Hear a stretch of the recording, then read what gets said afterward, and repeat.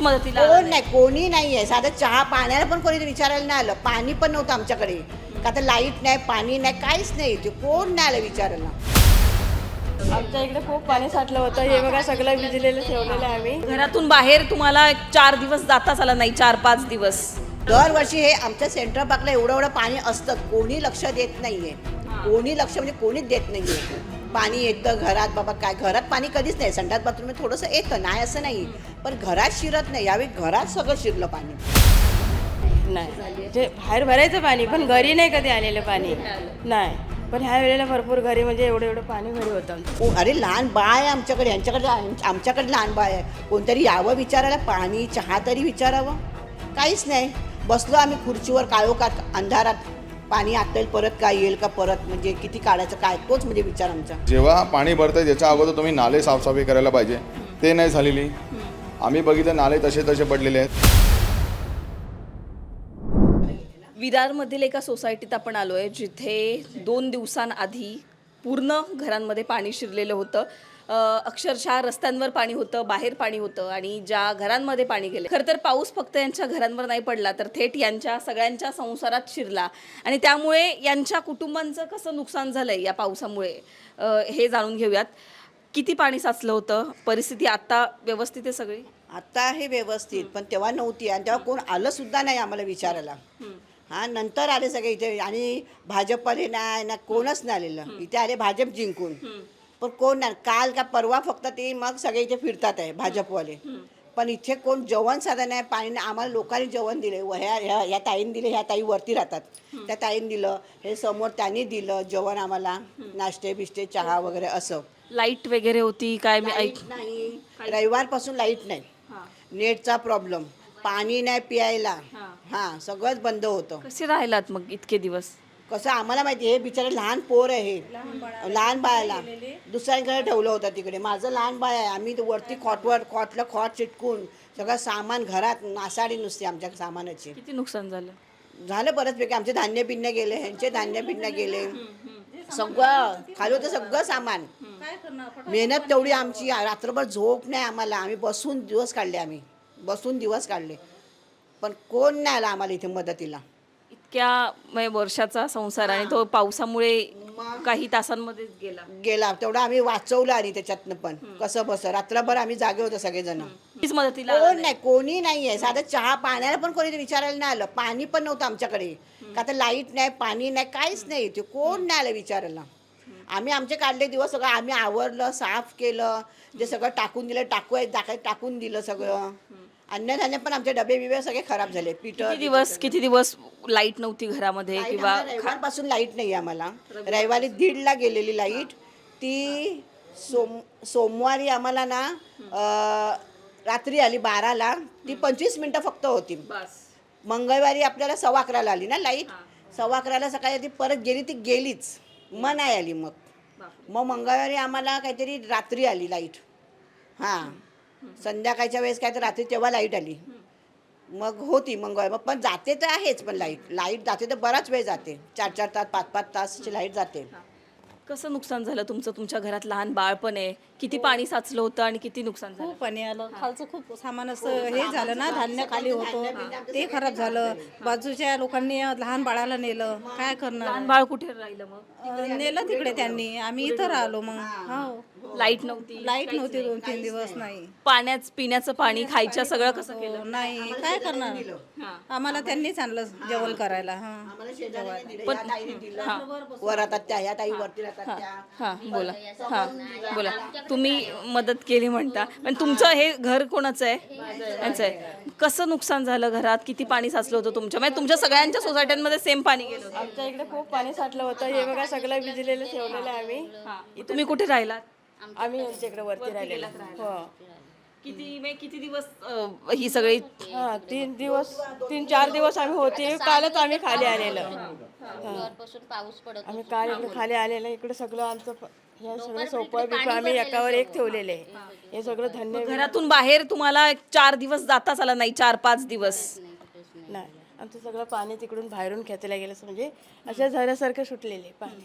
पण आता मला सांगा, महापालिका आहे, महापालिकेचं कुणीही आलं नाही काय? त्याला कोण नाही आम्हाला विचारायला आलं. तुम्ही कॉन्टॅक्ट करायचा प्रयत्न केला का? हां केला. बोला बोला ताई, तुम्ही बोला. हा, 4 ट्रस्टीवाले जेवणाचे हे जे जीवदानी ट्रस्टला जेवण देत होते ना प्लॅटफॉर्मवरती, त्यांचे नंबर आहे. मी त्यांना फोन केला. ते काय म्हणाले की इथे तुमच्याकडे पाणी भरपूर आहे, तर आम्ही काय येऊ शकत नाही तुमच्याकडे, आणि तिथे लाईट पण नाही, आमच्या बायका पण नाही जेवण करायला, असं सांगितलं आम्हाला. येऊ नाही शकत म्हणाले. हां, कारण पाणी आहे तुमच्याकडे म्हणून, असं म्हणून. कारण पाणीच आमच्याकडे एवढं एवढं होतं. आणि त्यांच्याकडे हो हो एवढं एवढं होतंच पाणी सगळं. आणि लाईट नाही त्यांच्यावर, जिथे ते ट्रस्टी देतो जे जेवण जीवदानी ट्रस्ट, तिकडे लाईट नव्हती ना, आणि त्यांच्या बायका नव्हत्या, त्यामुळे इथे आले नाही ते लोक बोलतात. मी फोन केलं होतं, 4 नंबर आहे माझ्याकडे, त्यांना मी केलं होतं फोन. पण दरवर्षी असंच होतं की यावर्षी एवढा पाऊस आला? म्हणजे ह्या वर्षी घरात पाणी आलं. दरवर्षी हे आमच्या सेंट्रल पार्कला एवढं एवढं पाणी असतंच, कोणी लक्ष देत नाहीये.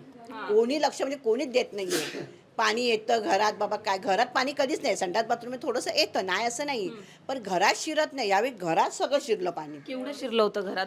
घरात शिरलं म्हणजे पाण्या एवढं एवढं होतं आम्हाला, गुडघ्या एवढं. भिजलं, नुकसान वगैरे झालं मोठं? खूप मेहनत केली, काढलं बिडलं सगळं, साफ केलं सगळं, आवरलं सगळं घर आम्ही. मग बघा ना, हे दरवर्षीचा प्रॉब्लेम आहे ना. आमचा काय म्हणणं आहे, हे दरवर्षीचा प्रॉब्लेम आहे. पाणी जमा होतो ना, त्याच्यावर कधी ॲक्शन घ्या ना तुम्ही. हे का होतं जमा, काय काहीच नाही. जेव्हा आम्ही तिकडे गेलो मग सुंदरनगरला, त्यांच्याकडे पण पाणी तसंच आहे, घराघरातनं पाणी. हां, परत ते मग ते आधी आमचे काय ठरलं होतं मीटिंगला, हा रोड वाढवला ना रोडवरचा, तर ठरलं होतं की ही समोरची भिंत तोडून तिकडे पंप लावायचा म्हणून. पण ते काही झालं नाही आहे. मग नंतर मग सगळे आम्ही परत गेलो, तेव्हा ते JCB आलं. कधी आलं, मंगळवारी आलं, तेव्हा ते तोडलं ती भिंत. पण मग आता तुमचं काय सरकारला आवाहन असेल, इथल्या प्रशासनाला आवाहन असेल, मदत तरी द्यावी? म्हणजे काय प्रश्नच नाही, कोण आलंच नाही तर बघायला इथे. मी ह्याला पण टाकलंय आपल्या फेसबुकला वगैरे, हे सगळे आता फिरतात आहे ना नेते लोक, आम्हाला मदतीचा हातच नाही इथे. तर अरे लहान बाळ आहे आमच्याकडे, आमच्याकडे लहान बाळ आहे, कोणतरी यावं विचारायला, पाणी चहा तरी विचारावं. काहीच नाही. बसलो आम्ही खुर्चीवर, काळोखात अंधारात, पाणी आता येईल परत, काय येईल का परत, म्हणजे किती काढायचं काय, तोच म्हणजे विचार आमचा. झोपायला नाही, काय नाही आम्हाला. तुम्ही कुठे झोपायला गेला होता? कुठे रे, आम्ही असेच बसलो का, म्हणजे वस्तू पण नसे, हे पाणी शिरलं पण काय करायचं परत, मग अजून जास्त झालं मग तर. आता ऑफिसेस, तुम्हाला मुलगी पण आहे, पण वर्क फ्रॉम होमला पण लाईट नव्हती, मग कसं केलं? नाही, ती ऑफिसला गेलीच नाही ती 5 दिवस. 5 दिवस ऑफिस कोणच नाही आमच्याकडनं, कोण नाही. 6 दिवस 6 दिवस तुम्ही म्हणजे लॉकडाऊन सारखीच परिस्थिती असेल तुम्हाला? Same same. सांगते काय, नेटचा प्रॉब्लेम, सगळ्यांचे मिस कॉल, जर दुसऱ्याचे सर्वच लाईटर बघते तर सगळ्यांचे फोन तेच, तुमच्या काय लॉकडाऊन आहे का तुमच्याकडे. आणि बाहेर लोकांनी वाढवले भाव, 100 रुपये लिटर दूध, 100 रुपये किलो टॅमॅटो, सगळं महाग. पाण्यामुळे महाग. टॅमॅटो 110, पाण्यामुळे. हे लोकांचे फायदा उचलतात हे लोक असे. तुम्हाला बाहेर जायला मग रिक्षा वगैरे सगळं बंद असेल? हो, इथूनच जाऊ शकत नाही आम्ही, बाहेरच जाऊ शकत नाही इथूनच नाही. इथे गेलं की आम्ही एवढ्या वेळ जातोय, हे सगळं घरात पाणी ना, आम्ही बाहेरच जाऊ शकत नाही, तर काहीच नाही करू शकत होतो आम्ही. मग असं झालं ते. बोला बोला ताई, तुम्ही बोला.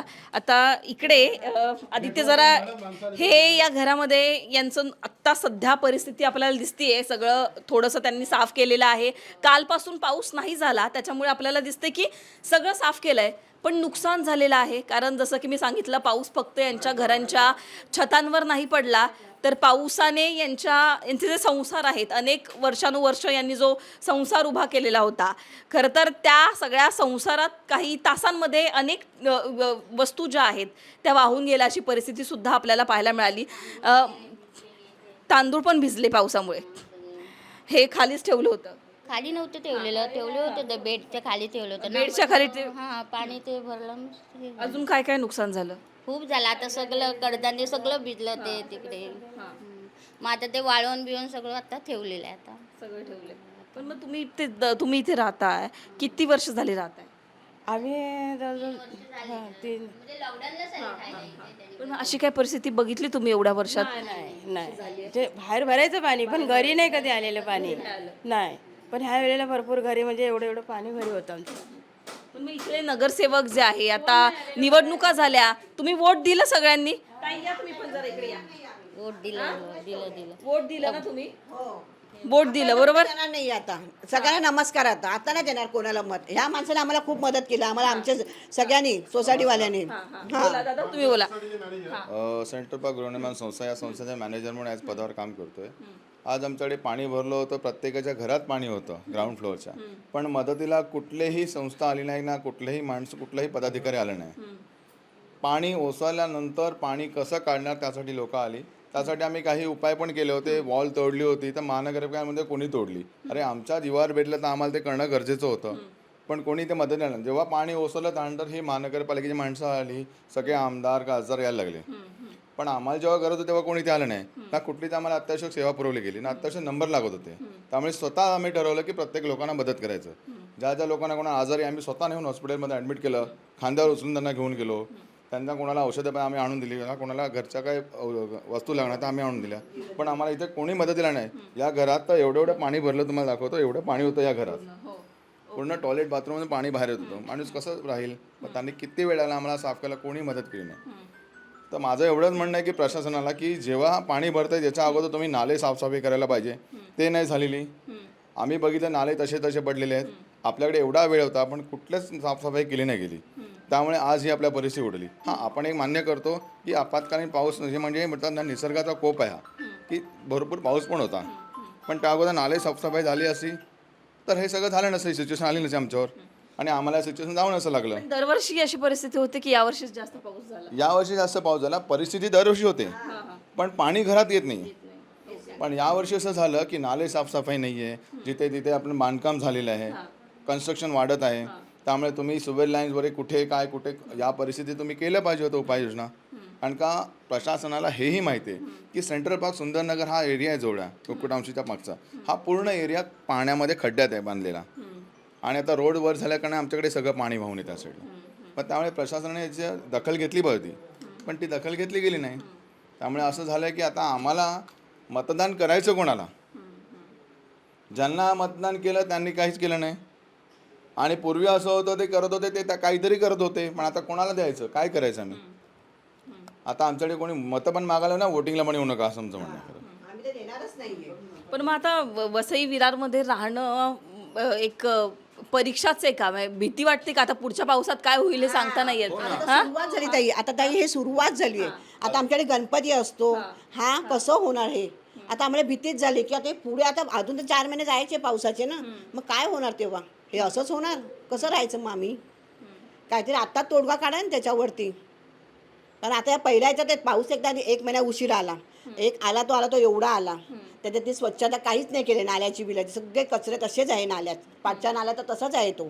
तिरुपती नगरचा नाला आहे ना पाठचा, तिकडे कचरा बिजा सगळं तसंच आहे. हा बाहेरचा नाला, नालेच नाही साफ केलेत, तसंच आहे सगळं. घरात एवढं सगळं नासाडी जाते, गणपतीला काय करायचं आम्ही मग परत. असं आहे ना ते. म्हणजे आत्ताच करा असंच आमचे बाबा आहे बाबा. तर ही फक्त एक फॅमिली नाहीये किंवा एक कुटुंब नाहीये. जसं की मी आधी पण सांगितलं, इथल्या प्रत्येक कुटुंबाची हीच व्यथा आपल्याला पाहायला मिळणार आहे. प्रत्येक कुटुंबाचं नुकसान जरी वेगळं झालं असलं तरी प्रश्न सगळ्यांच्या मनात एकच आहे की हे नुकसान कसं भरून निघणार आणि पुढचा पावसाळा तरी व्यवस्थित जाईल का, हा एकच प्रश्न इथल्या प्रत्येक कुटुंबाच्या मनामध्ये आपल्याला पाहायला मिळेल. कॅमेरा पर्सन आदित्य कासारेसह पूजा सोनावणे, लोकमत.